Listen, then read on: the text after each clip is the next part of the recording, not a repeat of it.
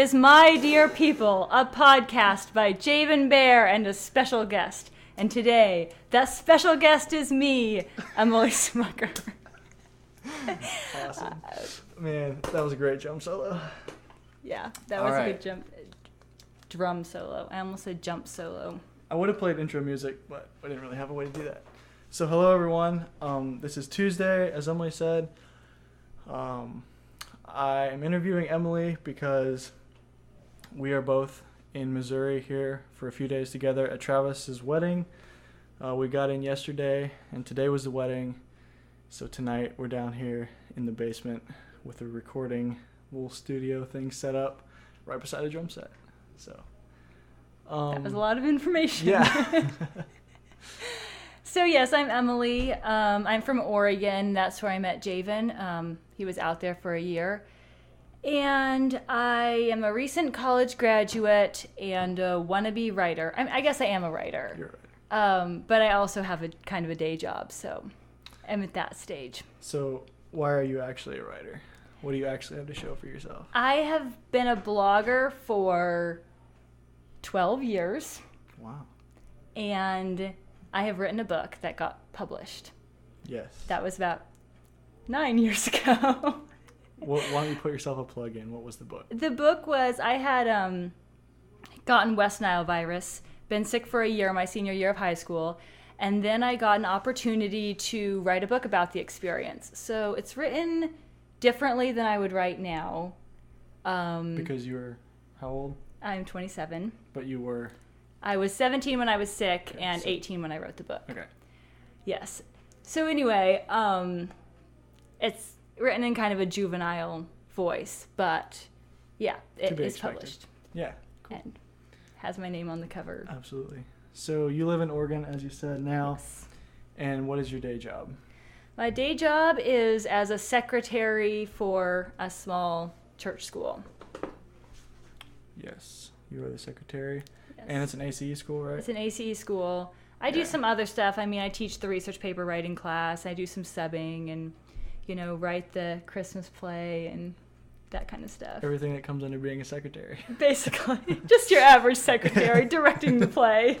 It's a long list. All right, so I got a couple questions that we're going to dive into. The first one I think will be really interesting since your degree is in communications. Yes. The first question is, what is your favorite method of communication with people? So definitely my favorite method is face-to-face communication. Face-to-face. And in some ways that should seem an obvious choice. Like, of course, you'd rather hang out with someone than send them a text message. I'm not sure if mine is. Really? So, yeah. Sorry. But I take it a step further, where I don't think you should ever email your professors unless there's no other option. You should go to your professor's office. Man. Yes, you should go to your professor's office and talk to them. Or if there's a problem, you should tell someone and ask them to fix it instead of just stewing about it. So you're saying you shouldn't beat around the bush. You don't have an excuse. You should go to the person. That's the most efficient way to get things done. The second most efficient way to get things done is by phone calls. And I think people have stopped using phone calls way too much. I had a boss when I was driving Combine that would text me instead of calling. And it would take forever to figure out a problem texting back and forth. See, that's interesting. I didn't ask you what your answer would be, but I did not think it would be that. Really? Since you like to write, you're an author, yeah. I figured it would be the written word. But that's cool. I also love speaking. I want to be an author. I also want to be a public speaker. I love public speaking. Yeah, your mom is kind of a public speaker author. Yes. Some people might know Emily's mom, Dorcas Smucker, the infamous Dorcas Smucker. See, I was sort of hoping that she wouldn't be brought up on this podcast and it could just be me, Sorry. I wouldn't be under her shadow. It's too late for that. Anyway, but I don't think there's any method of communication that doesn't count. Right. Or whatever works for you is great. My cousin and I were really close growing up, but then she got married and moved to Ohio, and we recently started using this app called Marco Polo. Oh. Have you ever heard of it? No. It's it's called a video walkie-talkie, and so you just hold the button and record a video of yourself, and it sends, and they see it, and they video back. Kind of like so you would like with the Snapchat, basically? Except it doesn't disappear, and you can do it as long as you want. Oh, okay. So you just kind of like, when you have a few minutes, you just kind of like record a little message to them, and it's almost... I think I heard you doing that this morning. Was Yeah, that what that was? I was doing that this Yeah, morning. I thought so. Yeah. Okay. I didn't realize you were around. I thought you'd left for the wedding.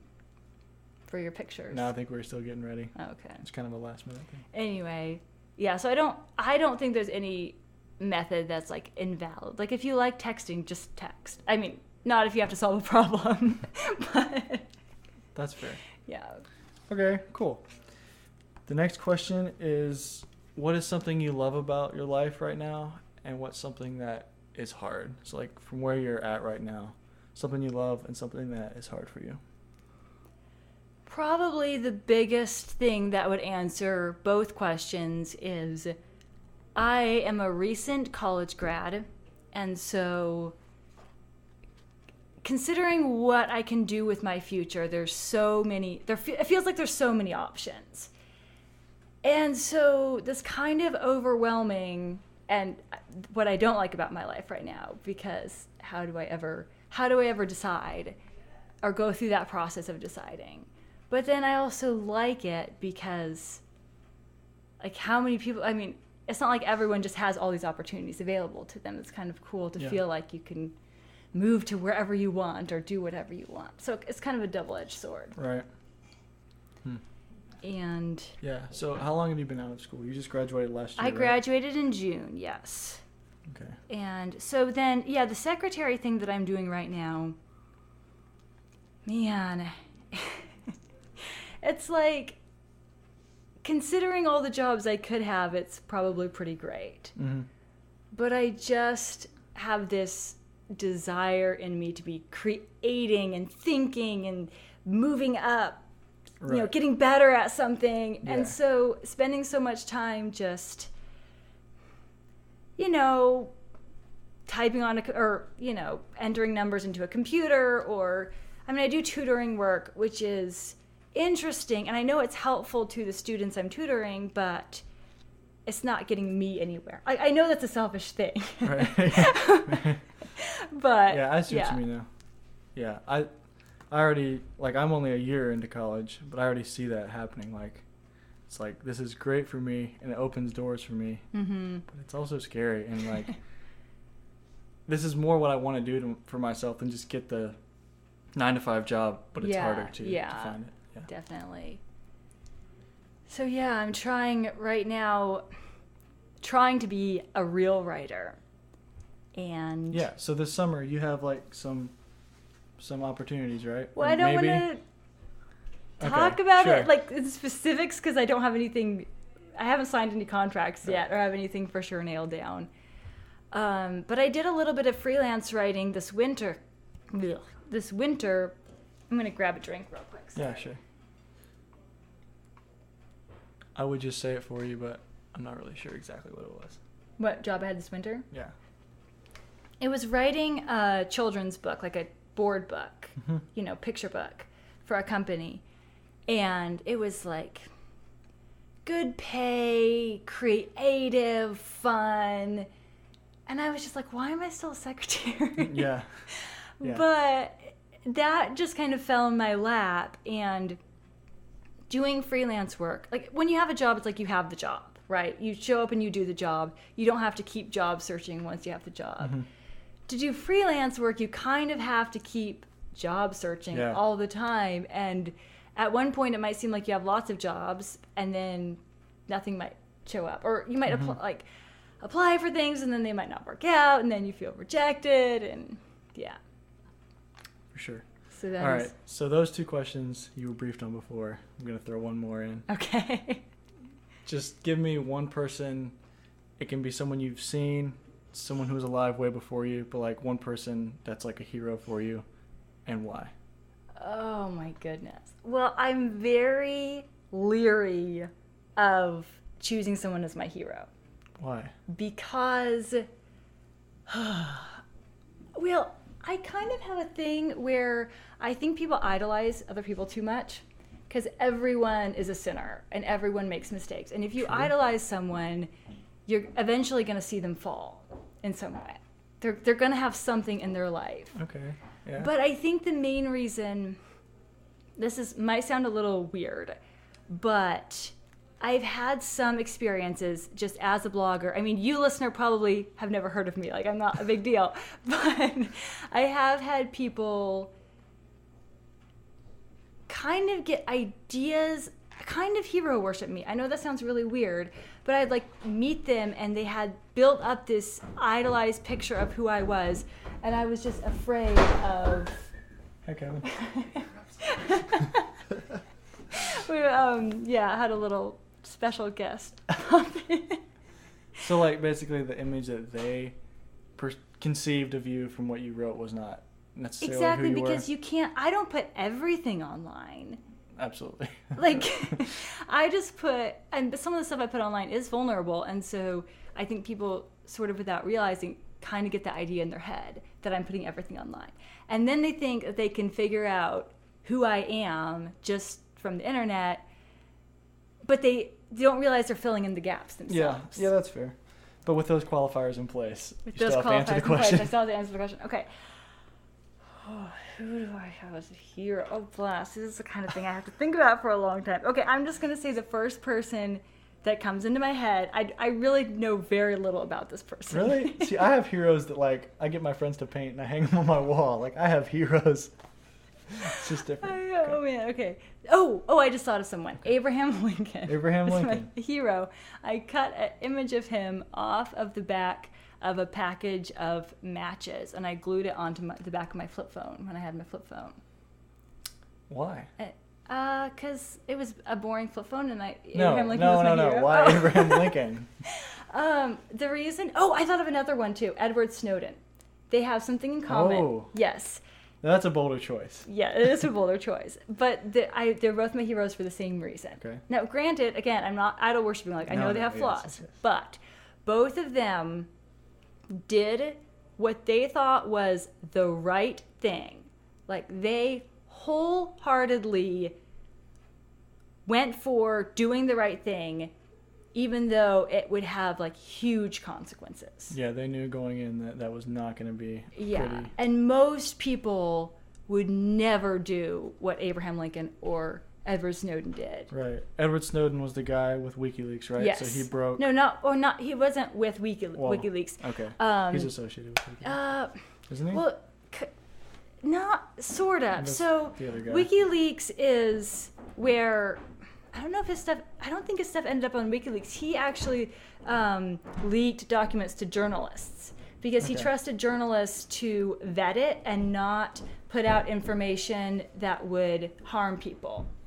Like, he didn't have... But it had to do with government. Yes, it was leaked government documents. Right. And WikiLeaks also puts out leaked government documents. But WikiLeaks just kind of puts everything that they're giving out there. That's kind of their mission. Yeah, and so there might be someone that, like an innocent person that ends up getting harmed because of the information that was put out there. But Edward Snowden went to a lot of effort to not... Have you seen The Post? I haven't. I really want to, though. Put a plug in for The Post if you like that kind of thing. I do. That's a great movie about the same sort of premise. Yes. Yeah. The Cool. Pentagon Papers, right? Yeah, the Pentagon Papers. And more visitors. More visitors. We should have put a sign off the door. On air. Okay. So thanks for being with me today. You're welcome. Thanks for having me. Yeah, we have two things to give away really quick, and they're both things that we both really like.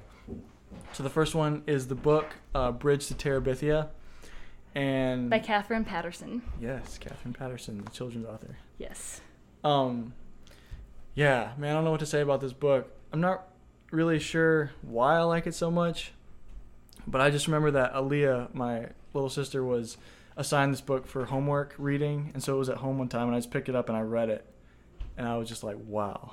That was the best book I have read for a while. And then I remember Luke, my brother, he read it, and I don't know, I haven't talked to him really, like, currently, but at one time it was both of our favorite book.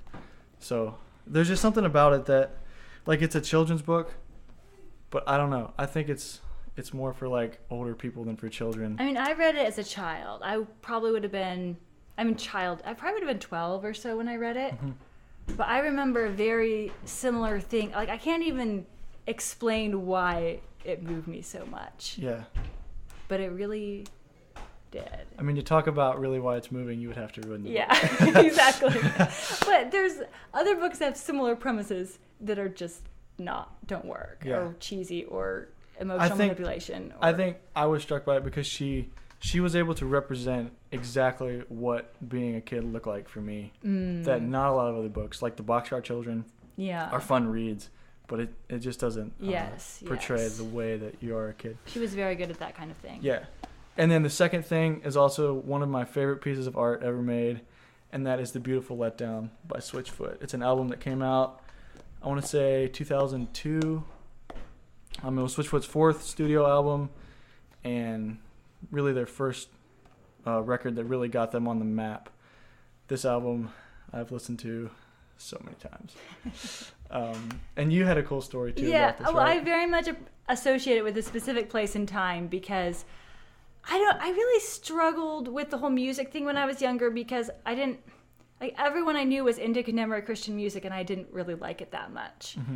And I was also trying to be a writer, but all I had was notebooks, and then my parents, I guess, had an old computer they weren't using anymore. It wasn't connected to the internet or anything, but I put it in my room and it had a CD drive. And so I would get, not very many, but I think I borrowed a Reliant K CD from my cousin because I liked Reliant K. And then my sister was like, well, if you like Reliant K, you probably would like Switchfoot. And so she gave me the Switchfoot CD, and I burned that one on too.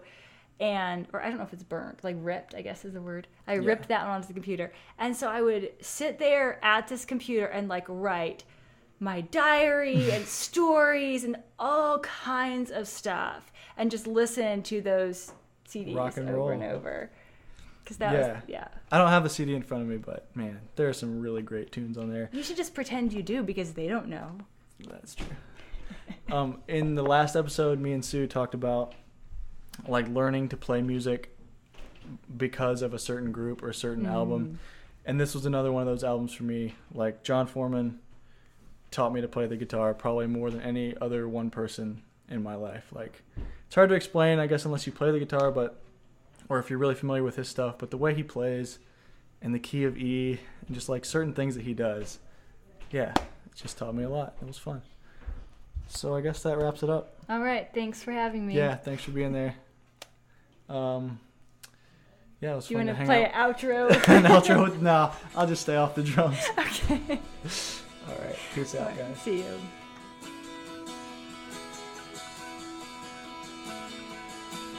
Welcome to the planet. Welcome to existence.